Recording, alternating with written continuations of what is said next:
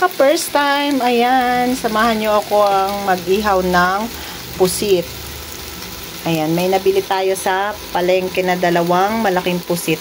Ayan, sariwa po kasi to, kaya inihaw na lang natin.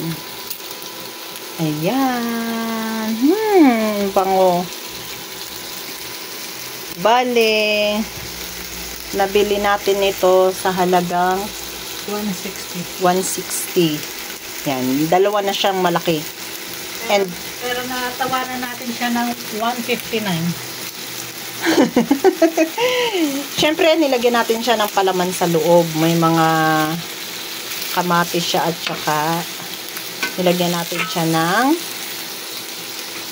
sibuyas, kamatis, bawang at luya. Ay, hindi na pala yung kasali. Ayan.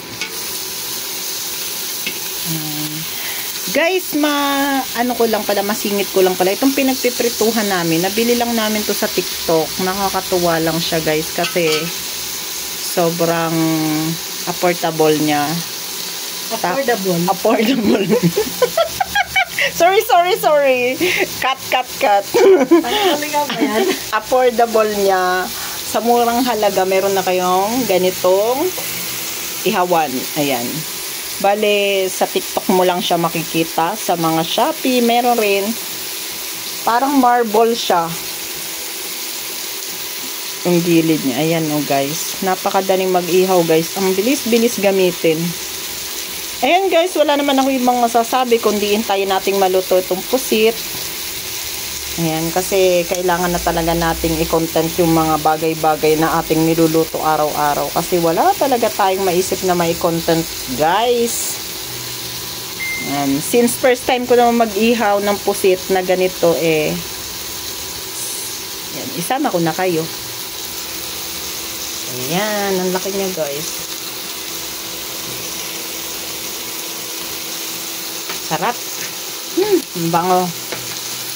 Since pusit to, hindi siya pwedeng i-overcook kasi magiging makunat siya, kaya half cook lang. Hindi siya naman half cook. Ano lang? Sakto lang. Basta wag lang siya maungan. Ayan.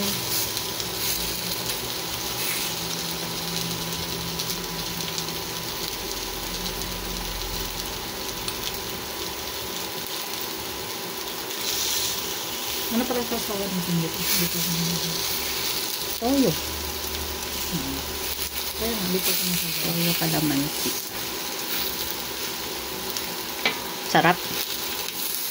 Excited na ako.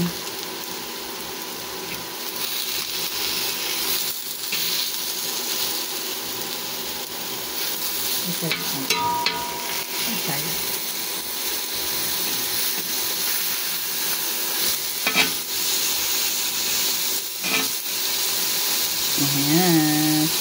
Hindi siya dumidikit, guys, kaya napakaganda talagang gamitin ito kung mag-iihaw kayo. Naku, napaka-easy. Easy to use. Ayan. Bali, itong ihawa namin na to, marami na kaming napaggamitan nito. Nagluto na rin kami dito. Nag-ihaw na rin kami dito ng liempo. Ayan. Mga malalaking hipon. Nagluto na rin kami dito ng crab. Ayan. Paka-easy to use.